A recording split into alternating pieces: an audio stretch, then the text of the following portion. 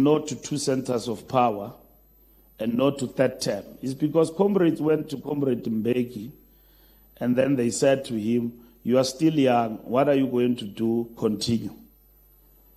And we were telling the whole of Africa that we, the ANC and our leaders, 2 terms is enough. So these ones, they said, no, at an organizational level, the president can continue, and then the ANC can have another president. We said, what principle guides that? Except just people's feelings. Who said that the president cannot be replaced? We didn't fight President Mbeki personally, but there are others who were fighting him because they could not handle him at an ideological level, including in the alliance. In the alliance, the outcry then, we had a very, very intelligent president of the ANC.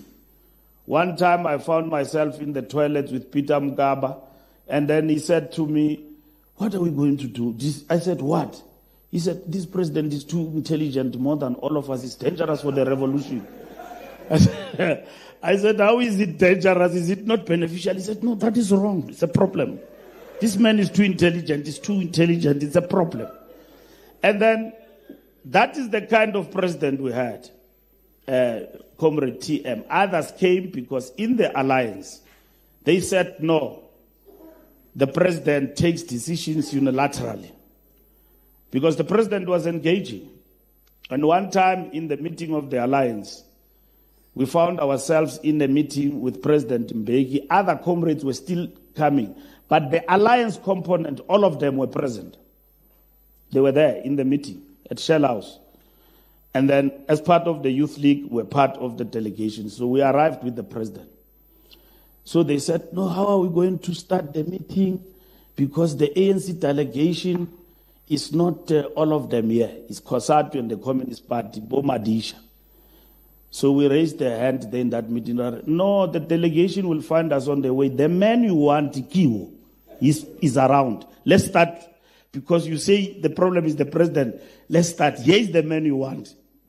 And then President Mbeki presented a discussion document for that meeting. I think the title was Domestic and International Setting Analysis. We almost had, by the way, Pumzile. President Mbeki, when he was fighting with Zuma, went to Bloemfontein and said, we need a female president before Polokwane. And then he goes to Polokwane, he forgets it's not a female, he stands himself. After he said he wants a female president, and no one called him a flip-flopper, by the way. He's an intellectual, he's a thinker, right? President Mbeki, the way he was so powerful, we feared that guy. When that guy walked into the corridors of COSAS, he knows, we used to run, like this, you know a president you must run to. We run opposite direction, hiding, that if he asks you some difficult question, how are you going to navigate it?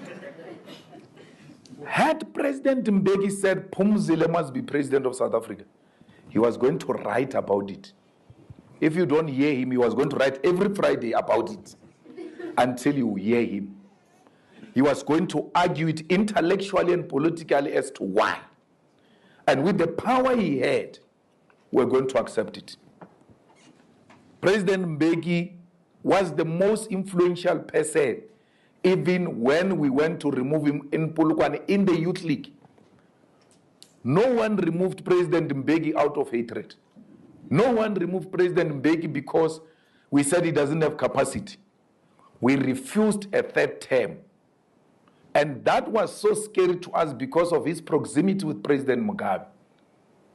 And we're like, this guy who has a 2/3 says, I'm going to be president of the ANC. The constitution of the country doesn't allow third term. But the guy's got 2/3. He leaves Polokwane straight to Cape Town. He tells them, amend this thing and allow limitless presidency. What are you going to do? We were against the third term, and no one capable was ready to challenge him. That's how much he was feared.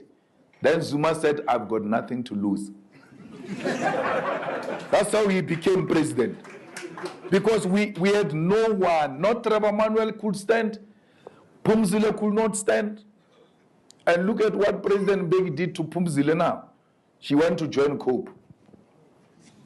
And then she came back to the ANC. And you must know, in the ANC, once you go outside, when you go back, they say Phumzile, but which one? That one of COPE. So it's like when you leave the EFF, when you go back to the ANC, we say about which one? The one of EFF.